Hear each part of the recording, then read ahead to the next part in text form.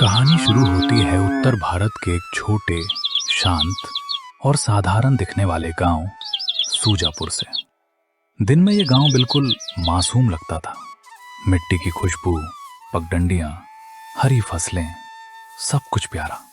लेकिन जैसे ही सूरज ढलता, कुछ ऐसा था जिसे लोग छुपाते थे, कुछ ऐसा जिसे कोई बोलता नहीं था। और इसी डर की जड़ में था रणविजय सिंह, गांव का जमींदार। शरीर से ताकतवर और दिमाग से चालाक, पर सबसे खतरनाक उसकी शक करने की आदत और घमंड था। गांव वाले कहते थे, रणविजय से उलझना मतलब मुसीबत बुलाना। लेकिन ये कहानी रणविजय की नहीं, बल्कि उस बच्चे की है जिसने इस गांव का सबसे बड़ा राज खोला, अंशु।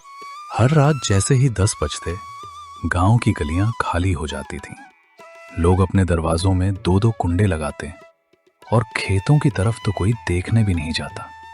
कारण एक अफवाह, खेतों के पास रात को कोई घूमता है। कभी कदमों की आवाज, कभी रोने की, कभी हंसी की। गांव का हर इंसान डरता था, लेकिन कोई बोलने की हिम्मत नहीं करता था।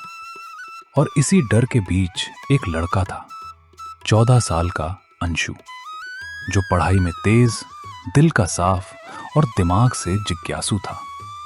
वो अक्सर अपनी कॉपी में लिखता, सच्चाई जितनी गहरी होती है, उतनी ही छुपाई जाती है।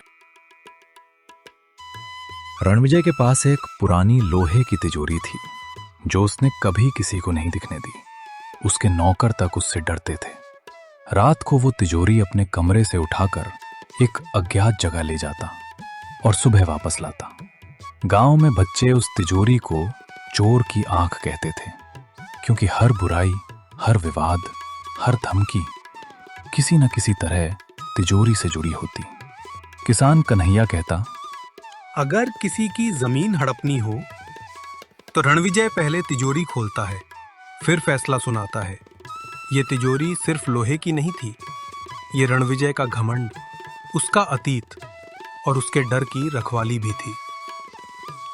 लेकिन जल्द ही ये तिजोरी खोने वाली थी, और इसके साथ गांव का सबसे बड़ा सच बाहर आने वाला था। एक रात भयानक तूफान आया, तेज हवा, कड़कती बिजली, पानी का सैलाब। सुबह जब गांव जागा, बायां हिस्सा बाढ़ में डूबा था। टूटे घर, बहा अनाज, टूटे पेड़। लेकिन रणविजय के लिए सबसे बड़ा सदमा कुछ और था। उसकी तिजोरी गायब थी। कौन ले गया? कौन? जिसने छीना है, मैं उसकी जिंदगी बर्बाद कर दूंगा। गांव वाले डर से चुप थे, लेकिन अंदर से कुछ लोग खुश भी थे। पर अंशु, वो चुप था, क्योंकि उसे पता था किसी की चीज खोना दुख है, पर इंसानियत खोना उससे भी बड़ा दुख। अगले दिन अंशु लकड़ी ढूंढते हुए नदी किनारे गया। कीचड़ में उसका पैर किसी कठोर चीज से टकराया।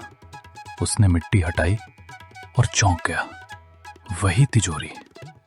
लेकिन तिजोरी पर मिट्टी से ज्यादा खरोंचे थीं, जैसे किसी ने उसे जबरदस्ती खींचा हो। और एक जगह अजीब से नाखून जैसे निशान। पैसे होते हुए भी अंशु ने कुछ नहीं लिया, लेकिन जैसे ही उसने तिजोरी हिलाई, अंदर से ठक ठक की आवाज आई। वो डर गया। क्या अंदर कोई है? चूहा? कुछ और? उसने हिम्मत जुटाई और धीरे से तिजोरी उठाई। लेकिन उसके दिमाग में एक ही विचार, सच जितना छुपा होगा, उतना ही भारी होगा। अंशु तिजोरी लेकर रणविजय के घर पहुंचा। लेकिन जैसे ही उसने दस्तक दी, भीतर से रणविजय की खौफनाक चीख। बाहर कौन है? दरवाजा खुलते ही उसके चेहरे पर डर का सागर। उसने तिजोरी देखते ही तड़पते हुए कहा, तुझे ये कहाँ मिली? कभी किसी को मत बताना। और फिर अजीब बात हुई। तिजोरी कमरे के कोने में रखते ही कमरा अचानक ठंडा हो गया। अंशु ने महसूस किया जैसे अंदर कोई अदृश्य ताकत हो, और रणविजय के चेहरे पर डर था, घमंड नहीं। अंशु जा ही रहा था, रणविजय की धीमी आवाज आई। बेटा, तिजोरी से दूर रहना। कुछ चीजें जितनी दूर रहें उतना अच्छा। पर यह चेतावनी बहुत देर से दी गई थी, क्योंकि गांव का रहस्य अब अंशु के मन में जगह बना चुका था। अगली सुबह गांव में खबर फैल चुकी थी, तिजोरी मिल गई है, पर रणविजय ने छुपा ली है। सब उसके घर पहुंच गए, पर रणविजय ने सब झुठला दिया। कर्ज माफ कर दो, हमारा नुकसान भर दो। सच्चाई बोलो रणविजय। मैं किसी को जवाब नहीं दूंगा। साहब, सच बोलकर डर क्यों रहे हो? सभी उसे घूरते हैं, लेकिन कुछ अजीब घटता है। रणविजय पीछे हट जाता है। उसकी आंखों में डर है, अंशु से नहीं, कुछ और से। अचानक उसकी दीवार पर लगी पुरानी फोटो गिरती है। गांव वाले चौंकते हैं। गांव में कभी किसी ने उसकी पत्नी या बच्चे के बारे में नहीं सुना था।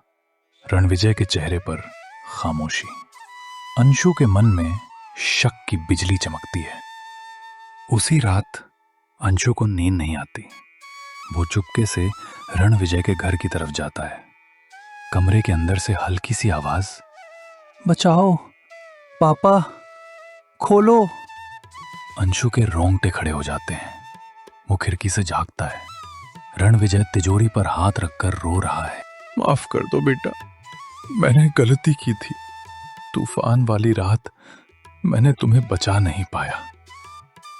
अंदर से हल्की ठक ठक, जैसे कोई बंद हो, पर वो इंसान नहीं था। रणविजय बुदबुदाता है। मैंने तुम्हारे खिलौने, तुम्हारी किताबें सब इस तिजोरी में रख दी ताकि तेरी यादें मेरे पास रहें। पर अब ये तिजोरी मुझे सजा देती है बेटे। तिजोरी आवाज क्यों करती है? क्यों ठंडा कमरा हो जाता है? मेरी लालच ने तुम्हें मुझसे दूर कर दिया। अंशु अगले दिन सब गांव वालों को इकट्ठा करता है। वो सच जानना चाहता है। विधवा कमला बोली, रणविजय की पत्नी और बच्चा 5 साल पहले नदी में डूब गए थे। उस दिन भी तूफान था। रणविजय ने उन्हें रोकने की कोशिश भी नहीं की, क्योंकि वह तिजोरी बचा रहा था। गांव में सन्नाटा। रणविजय ने परिवार खोया था, अपनी ही गलती से, और तिजोरी उसका पछतावा बन चुकी थी। अंशु रणविजय के घर जाता है। रणविजय कहता है, मत खोलो बेटा, ये तिजोरी मेरी सजा है। सजा तब खत्म होती है जब इंसान सच स्वीकार करता है। वो तिजोरी की ओर बढ़ता है। जैसे ही वो छूता है, अंदर से वही आवाज, ठक ठक। रणविजय कांपते हुए पीछे हटता है। अंशु धीरे धीरे तिजोरी खोलता है। अंदर क्या था?